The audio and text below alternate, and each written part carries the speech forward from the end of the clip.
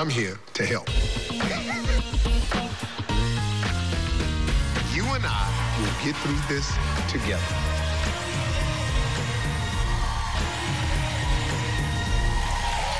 You know, folks, as a mom, your worst nightmare has got to be what would happen to your family if you weren't around.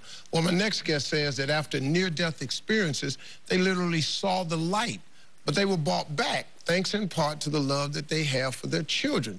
Please welcome Penny and Stephanie. Now, these ladies have some truly remarkable stories, so let's start with Penny. Your story is you suddenly fell ill. What happened? I was on vacation with my family 5 years ago, and I felt unbearable pain in my stomach, and I was starting to lose consciousness. So my husband took me to the local medical center, and I had 104.5 fever.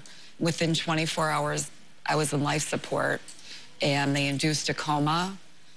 And in that coma, it was literally life over limb because they gave me a shot to take the blood flow away from my extremities and into my main organs, which were shutting down.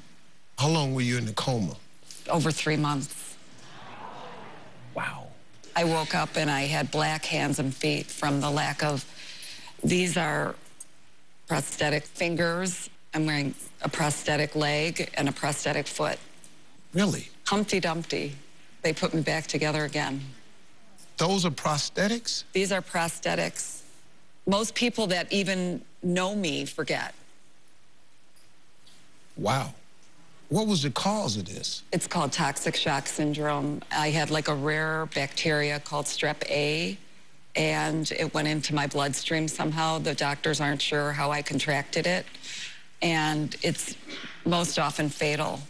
I was having visions in the comas, and some of them were beautiful. Like I was following this wonderful man that was just so spiritual and beautiful, and I felt so great in his presence. And then at some point, I remember walking towards a beautiful gate. There was beautiful music playing and a cloudless sky.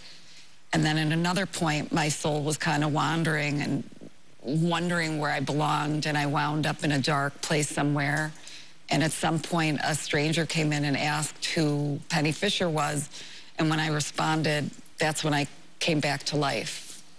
When I woke up, I saw that my hands and feet had died. They were black. So the next thing I had to look forward to after making that initial recovery was to then go back to the hospital for the amputations of my feet and fingers. How did being a mom help you get through this?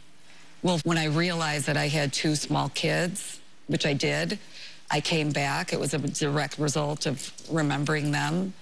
They're the reason I get up every day, you know, to make their lives as normal as possible and great and joyous. And we laugh all the time, and I'm still leading a great life. So. Wow. Like I said, I'm like Humpty Dumpty. I mean, most women have a hard enough time getting out of the house, but I have to put on 5 fingers, a foot, and a leg just to get out of the house, then the makeup and the hair. So everybody that's complaining about getting ready for work next time, shut your mouth, come on.